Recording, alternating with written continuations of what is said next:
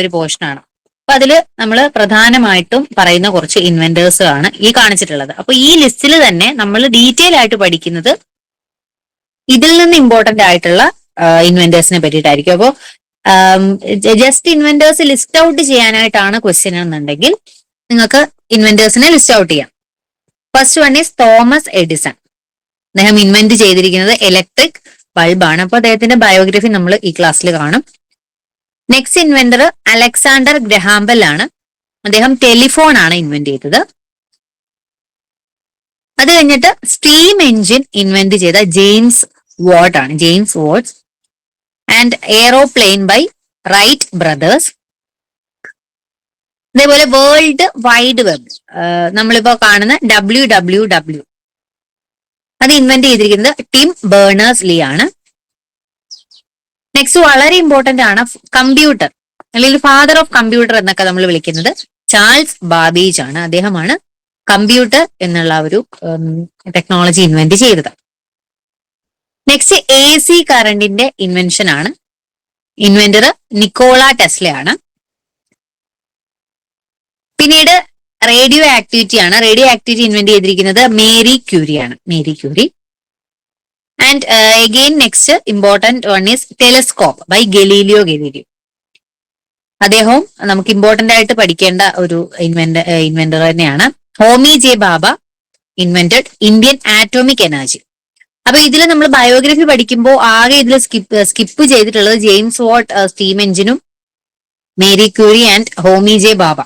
ബാക്കിയുള്ള എല്ലാ സയന്റിസ്റ്റുകളുടെയും Tim burners ലീയും ഇല്ല, ബാക്കി എല്ലാവരുടെയും ബയോഗ്രഫി ഇന്നത്തെ ക്ലാസ്സിൽ ഇൻക്ലൂഡ് ചെയ്തിട്ടുണ്ട്. ഓക്കെ, അപ്പൊ നമുക്ക് ഫസ്റ്റ് തോമസ് എഡിസൺ ബയോഗ്രഫി നോക്കാം. അപ്പൊ തോമസ് എഡിസനെ പറ്റി പറയുകയാണെങ്കിൽ അദ്ദേഹം ഒരു അമേരിക്കൻ ഇൻവെന്റർ ആണ്. കൂടാതെ അദ്ദേഹം ഒരു ബിസിനസ് മാൻ കൂടിയാണ്. അദ്ദേഹം ധാരാളം ഡിവൈസസുകൾ ഡെവലപ്പ് ചെയ്തിട്ടുണ്ട്. എക്സാമ്പിൾ ഫോണോഗ്രാഫ്, അതേപോലെ ഇലക്ട്രിക് ലൈറ്റ് ബൾബ്, ഇങ്ങനെയുള്ള ധാരാളം ഇൻവെൻഷൻസ് ആണ് തോമസ് എഡിസൺ ചെയ്തിട്ടുള്ളത്. അപ്പൊ അദ്ദേഹത്തിന്റെ ഏർലി ലൈഫ് ആൻഡ് എഡ്യൂക്കേഷൻ, നമ്മളൊരു ബയോഗ്രഫി എന്ന് പറയുമ്പോൾ അദ്ദേഹത്തിന്റെ ഒരു കുട്ടിക്കാലം മുതലുള്ള കാര്യങ്ങൾ അറിഞ്ഞിരിക്കണം. ഇപ്പോ ജസ്റ്റ് തോമസ് എഡിസന്റെ ഏർലി ലൈഫ് ആൻഡ് എഡ്യൂക്കേഷനെ പറ്റിയിട്ട് ഒരു നോട്ട് എഴുതാനാണ് പറയുന്നതെങ്കിൽ നിങ്ങൾക്ക് അദ്ദേഹത്തിന് ബോൺ ഇൻ മിലൻ, ഓയോ. അതിനുശേഷം അദ്ദേഹത്തിന്റെ ഫാമിലി പോർട്ട് ഹൂറൺ എന്ന് പറഞ്ഞിട്ടുള്ള സ്ഥലത്തേക്ക് മാറി, മിച്ചിഗണിലുള്ള പോർട്ട് ഹൂറോണിലേക്ക് മാറി. അദ്ദേഹത്തിന്റെ ഫോർമൽ സ്കൂളിംഗ് വളരെ ലിമിറ്റഡ് ആയിരുന്നു. വളരെ കുറച്ച് മാസങ്ങൾ മാത്രമാണ് അദ്ദേഹം സ്കൂളിൽ പോയിട്ടുള്ളത്. അദ്ദേഹത്തിന്റെ അമ്മയായിരുന്നു അദ്ദേഹത്തിന് പ്രൈമറി എഡ്യൂക്കേഷൻ എല്ലാം തന്നെ കൊടുത്തിട്ടുള്ളത്. അദ്ദേഹത്തിന്റെ അമ്മയുടെ പേര് നാൻസി എഡിസൺ എന്നായിരുന്നു. ഒരു ടീച്ചർ കൂടിയായിരുന്നു നാൻസി എഡിസൺ. അപ്പം അദ്ദേഹത്തിന്റെ അമ്മ തന്നെയാണ് അദ്ദേഹത്തിന്റെ ഈ ഒരു നേട്ടങ്ങൾക്കെല്ലാം പിന്നിലുള്ള ഒരു വ്യക്തി എന്ന് പറയുന്നത്. അദ്ദേഹത്തിന്റെ ക്യൂരിയോസിറ്റിയും അതേപോലെ ഈ പഠനത്തോടുള്ള അദ്ദേഹത്തിന്റെ ഒരു അഭിനിവേശവും എല്ലാം അദ്ദേഹത്തിന്റെ അമ്മയിൽ നിന്ന് കിട്ടിയ ഒരു എൻകറേജ്മെന്റിലാണ് അദ്ദേഹം ഇത്രയും നേട്ടങ്ങൾ കൈവരിച്ചിരിക്കുന്നത്. 12-ാം വയസ്സിൽ അദ്ദേഹത്തിനൊരു ഹിയറിംഗ് ലോസ് എക്സ്പീരിയൻസ് ചെയ്തു. അങ്ങനെയാണ് ഒരു train conductor picking him up by ears എന്നുള്ള ഒരു കാര്യമാണ് പറയുന്നത്. അതായത് അദ്ദേഹത്തിന്റെ ഹിയറിംഗ് ലോസ് സംഭവിക്കാനുള്ള ഒരു കാരണം 12-ാം വയസ്സിലാണ് ഈ ഒരു ഹിയറിംഗ് ലോസ് സംഭവിക്കുന്നത്. ശേഷം അദ്ദേഹത്തിന്റെ ഏർലി കരിയർ ആൻഡ് ടെലിഗ്രാഫിയിലേക്ക് വരികയാണ്. അപ്പോ വളരെ ചെറുപ്രായത്തിൽ തന്നെ അദ്ദേഹത്തിന്റെ വർക്ക് അദ്ദേഹം സ്റ്റാർട്ട് ചെയ്തിരുന്നു എഡിസൺ. ന്യൂസ് പേപ്പർ ഒക്കെ സെല്ല് ചെയ്ത് അദ്ദേഹം ചെറിയ ചെറിയ വരുമാനങ്ങൾ കണ്ടെത്തിയിരുന്നു. അതിനുശേഷം അദ്ദേഹം ഒരു ടെലിഗ്രാഫ് ഓപ്പറേറ്റർ ആയിട്ട് വർക്ക് ചെയ്തു. അങ്ങനെ അദ്ദേഹം മോഴ്സ് കോഡ് എന്നുള്ള ഒരു ടെക്നോളജിനെ പറ്റിയിട്ട് പഠിച്ചു. അങ്ങനെ പതിയെ അദ്ദേഹം ഇലക്ട്രിക്കൽ ആൻഡ് മെക്കാനിക്കൽ ഡിവൈസുകളുടെ ഒരു വർക്കിംഗ് അതിനെ പറ്റിയിട്ട് പഠിക്കാനുള്ള ആഗ്രഹങ്ങളും അതിനെ പറ്റിയിട്ട് കൂടുതൽ സെർച്ച് ചെയ്യാനും ഒക്കെ തുടങ്ങി. അപ്പൊ അദ്ദേഹത്തിന്റെ ഏർലി കരിയറിൽ കൂടുതലും ഈ ടെലിഗ്രാഫ് എക്യുപ്മെന്റും ആയിട്ടുള്ള കൂടുതൽ ഇൻവോൾവ്മെന്റ് അദ്ദേഹത്തിന് ഉണ്ടായിരുന്നു. അതുകൊണ്ട് തന്നെ ഈ ടെലിഗ്രാഫിൽ എന്തൊക്കെ കാര്യങ്ങൾ ഇംപ്രൂവ് ചെയ്യാം എന്നതിനെ പറ്റിയിട്ട് അദ്ദേഹം നല്ലോണം റിസർച്ച് ചെയ്തു. അങ്ങനെ അദ്ദേഹം ഇൻവെൻഷൻ എന്നുള്ള അതായത് ഒരു പുതിയ കാര്യം കണ്ടുപിടിക്കണം അല്ലെ ഇൻവെൻഷൻ ചെയ്യണം എന്നുള്ള ഒരു രീതിയിലേക്ക് ഫുൾ ടൈം ആയിട്ട് അദ്ദേഹത്തിന്റെ സമയം ചെലവാക്കുകയായിരുന്നു.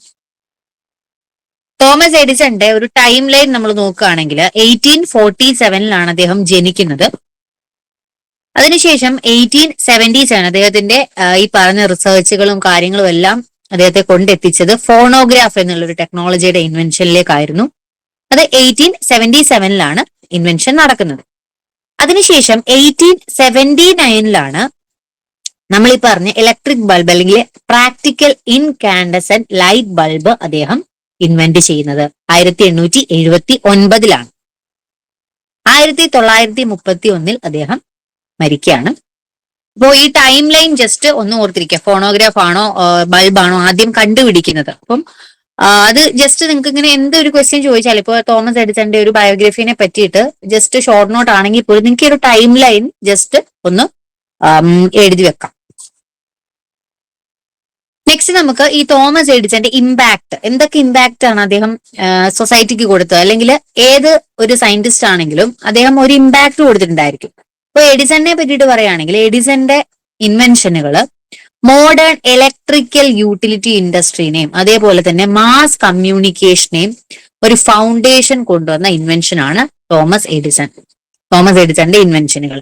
അപ്പോ മെയിൻ പറയുന്നത് foundation for the modern electric utility industry and mass communication. നമ്മളിപ്പോ ഇന്ന് കാണുന്ന മാസ് കമ്മ്യൂണിക്കേഷൻ എന്തൊക്കെയാണ്? ടെലിവിഷൻ, റേഡിയോ, ഇങ്ങനെയുള്ള ഒരേ സമയം ലാർജ് ഓഡിയൻസിന്റെ അടുക്ക നമുക്ക് കമ്മ്യൂണിക്കേറ്റ് ചെയ്യാൻ പറ്റുന്ന ഒരു ടെക്നോളജിയുടെ ഒരു ഫൗണ്ടേഷൻ എന്ന് പറയുന്നത് തോമസ് എഡിസൺ കൊണ്ടുവന്നിട്ടുള്ള ഇൻവെൻഷനുകളാണ്.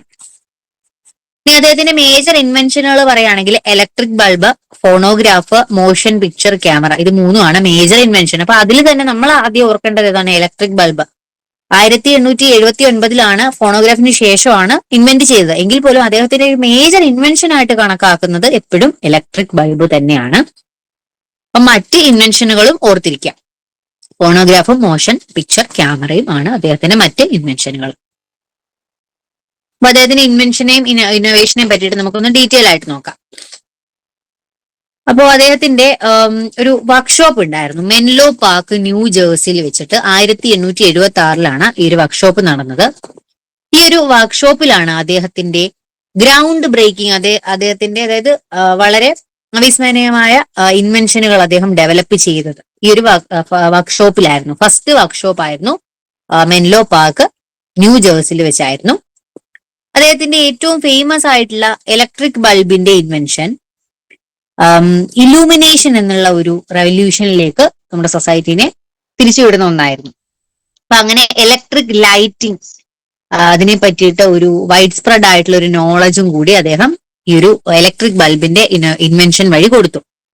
അതിനുശേഷം അദ്ദേഹം ഫോണോഗ്രാഫ് അതിന് മുൻപേ ആണ്. ടൈം ലൈൻ നമ്മൾ പറയുമ്പോൾ എപ്പോഴും ഫസ്റ്റ് ഫോണോഗ്രാഫ് ആണ് പറയേണ്ടത്. പക്ഷെ ഇമ്പോർട്ടൻസ് അല്ലെങ്കിൽ ഒരു ഇമ്പാക്ട് അദ്ദേഹത്തിന്റെ ഇൻവെൻഷന്റെ കാര്യം പറയുമ്പോൾ ഫസ്റ്റ് സൊസൈറ്റിയിൽ ഏറ്റവും കൂടുതൽ ഇൻഫ്ലുവൻസ് കൊണ്ടുവന്നത് ഇലക്ട്രിക് ബൾബാണ്. അതുകൊണ്ടാണ് ഏറ്റവും ആദ്യം നമ്മളത് പറഞ്ഞത്. ക്രോണോളജിക്കൽ ഓർഡർ ആണ് നമ്മൾ സ്വീകരിക്കുന്നതെങ്കിൽ എപ്പോഴും ഫോണോഗ്രാഫ് ആണ് ഫസ്റ്റ് വരുന്നത്. അപ്പൊ ഫോണോഗ്രാഫും അദ്ദേഹം ഇൻവെന്റ് ചെയ്തു. ഈ ഫോണോഗ്രാഫ് എന്ന് പറയുന്നത് റെക്കോർഡ് ചെയ്യാനും സൗണ്ട് പ്ലേ ചെയ്യാനും ഏറ്റവും ആദ്യം കണ്ടുപിടിക്കപ്പെടുന്ന ഒരു ഡിവൈസ് ആണ് ഈ ഫോണോഗ്രാഫ്.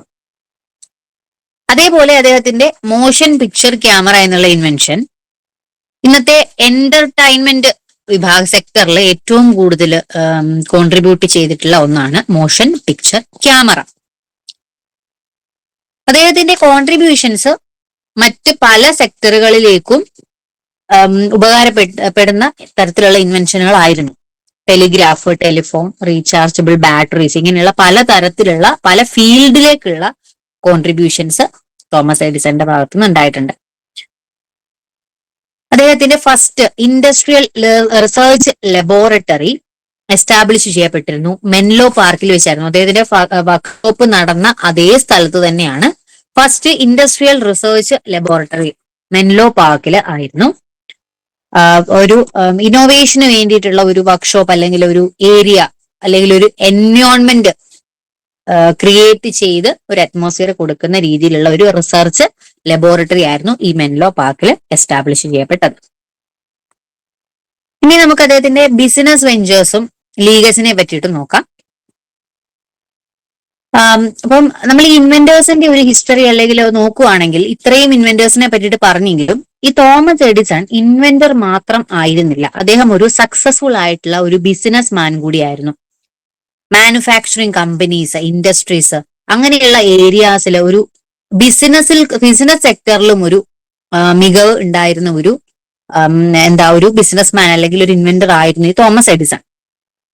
അപ്പൊ അദ്ദേഹത്തിന്റെ ഇൻവെൻഷൻ തന്നെയാണ് ഈ ഒരു മാനുഫാക്ചറിങ് ഇൻഡസ്ട്രീസ് വഴി അദ്ദേഹം മാർക്കറ്റ് ചെയ്ത് വന്നിരുന്നത്.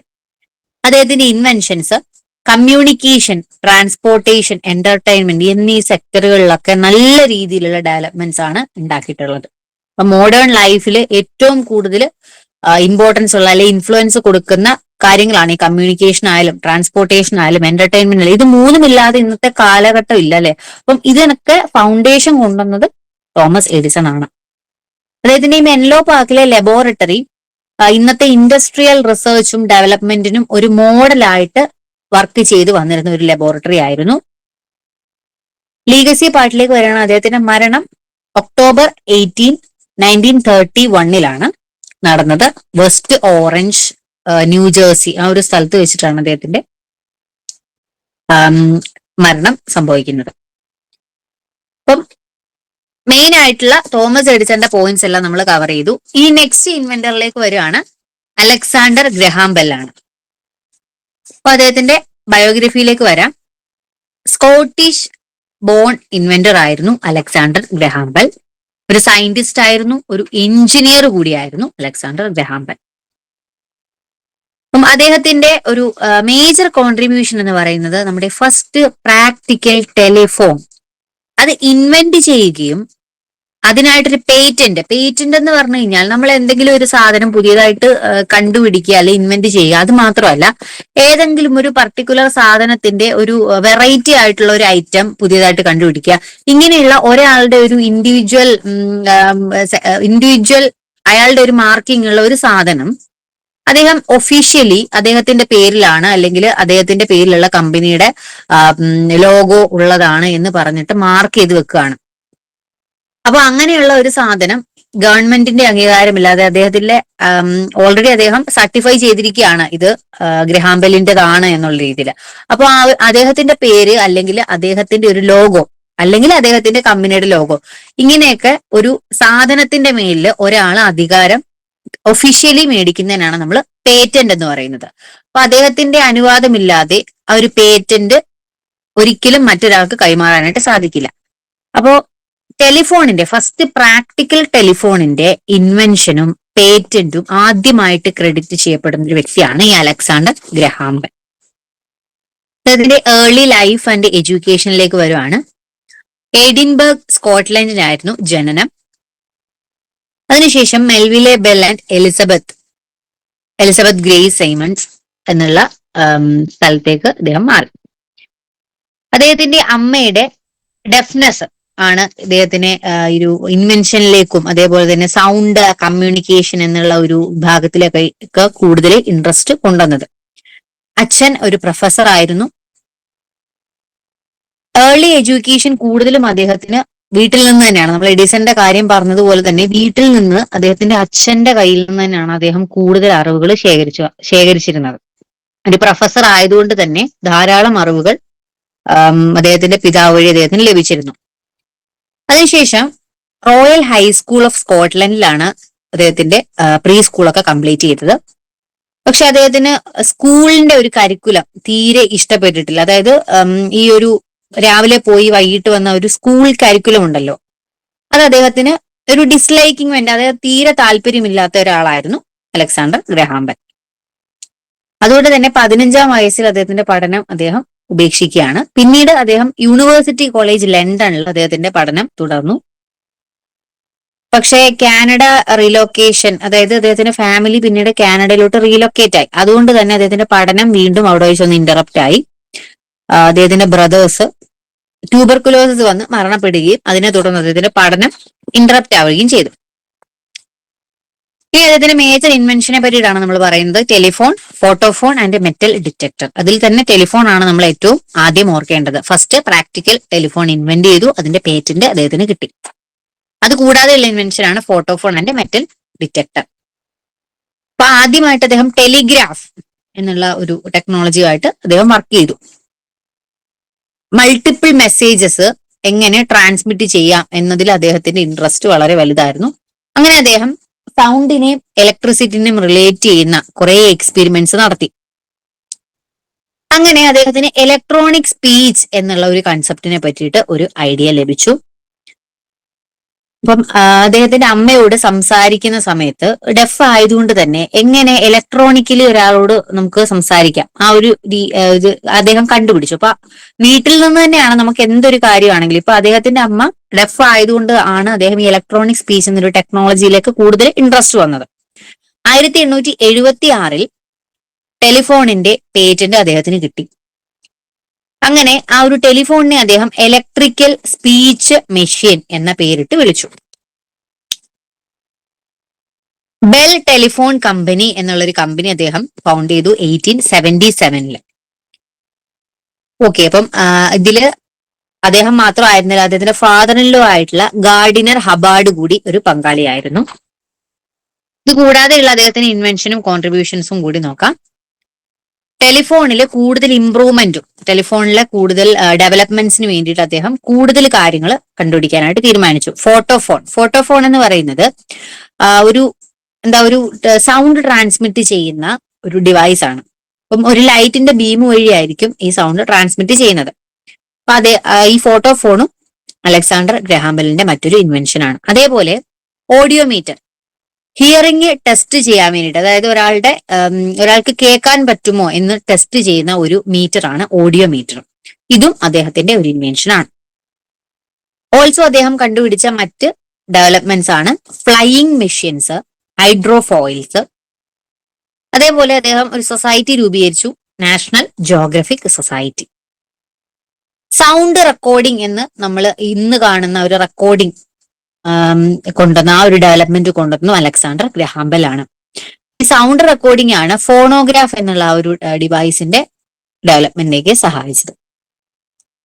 ഈ ഫോണോഗ്രാഫിൽ നിന്നും അദ്ദേഹം ഗ്രാഫോഫോൺ എന്നുള്ള ഒരു ടെക്നോളജി കൂടി ഇൻവെന്റ് ചെയ്തു.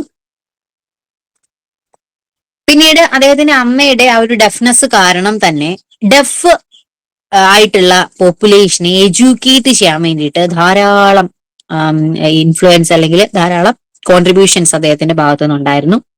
American association to promote the teaching of speech to the deaf എന്നുള്ള ഒരു സൊസൈറ്റി അദ്ദേഹം രൂപീകരിച്ചു. ആ ഒരു അസോസിയേഷൻ ഇപ്പോൾ അലക്സാണ്ടർ ഗ്രഹാം ബെൽ അസോസിയേഷൻ എന്ന പേരിലാണ് കേട്ടുവരുന്നത്. For the deaf and hard of hearing, Alexander Graham Bell association for the deaf and hard of hearing എന്നാണ് ഇന്ന് അത് അറിയപ്പെടുന്നത്. ഇപ്പൊ അലക്സാണ്ടർ ഗ്രഹാം ബെല്ലിന്റെ ഒരു ടൈം ലൈൻ നമ്മൾ പറയുകയാണെങ്കിൽ 1847 അദ്ദേഹം ജനിച്ചത്. അതിനുശേഷം 1876 അദ്ദേഹം ടെലിഫോണിന് പേറ്റന്റ് കൈവരിച്ചു. 1922 അദ്ദേഹം മരണപ്പെട്ടു. ഇനി ഓരോ സയന്റിസ്റ്റിനെ പറ്റിയിട്ട് നമ്മൾ പറയുമ്പോഴും അദ്ദേഹത്തിന്റെ ഒരു ഇമ്പാക്ട് നമ്മൾ പറഞ്ഞു. അലക്സാണ്ടർ ഗ്രഹാം ബെല്ല് സൊസൈറ്റിയിൽ കൊണ്ടുവന്ന ഏറ്റവും വലിയൊരു ഇമ്പാക്ട് ആണ് അദ്ദേഹത്തിന്റെ ടെലിഫോൺ ഇൻവെൻഷൻ. ഗ്ലോബൽ കമ്മ്യൂണിക്കേഷനിൽ ഒരു റവല്യൂഷൻ കൊണ്ടുവന്ന ഒരു ഇൻവെൻഷൻ ആയിരുന്നു ടെലിഫോണിന്റെ ഇൻവെൻഷൻ. ഈ ടെലിഫോൺ ഇൻവെൻഷൻ മോഡേൺ ടെലികോം ഇൻഡസ്ട്രിയുടെ ഒരു ഫൗണ്ടേഷൻ തന്നെയാണ് നമുക്ക് പറയാം. അദ്ദേഹത്തിന്റെ ലേറ്റർ ലൈഫ് അതേപോലെ തന്നെ ലീഗസി പാർട്ടിലേക്ക് വരുവാണ്. അദ്ദേഹത്തിന്റെ ലേറ്റർ ഇയേഴ്സ് ഏറ്റവും കൂടുതൽ സയന്റിഫിക് പെർസ്യൂട്ട്സിന്റെ കാലഘട്ടങ്ങളായിരുന്നു. പുതിയ ടെക്നോളജീസിൽ കൂടുതൽ എക്സ്പ്ലോർ ചെയ്ത് പുതിയ പുതിയ സയന്റിഫിക് ആയിട്ടുള്ള ഡെവലപ്മെന്റ്സ് കൊണ്ടുവരുന്നതിൽ ഇൻട്രസ്റ്റ് കാണിച്ച ഒരു വ്യക്തിയായിരുന്നു Alexander Graham Bell. August 2, 1922 Beinn ബ്രെങ് നോവ സ്കൂട്ടിയ എന്നുള്ള കാനഡയിലെ സിറ്റിയിൽ വെച്ചായിരുന്നു അദ്ദേഹത്തിന്റെ മരണം സംഭവിക്കുന്നത്. അദ്ദേഹത്തിന്റെ ഓണറിൽ യുണൈറ്റഡ് സ്റ്റേറ്റ്സിലെയും കാനഡയിലെയും ടെലിഫോൺ സർവീസസ് 1 മിനിറ്റിൽ ടെമ്പററി ആയിട്ട് സസ്പെൻഡ് ചെയ്തു വരുന്ന ഒരു ആചാരം കൂടി ഉണ്ട്.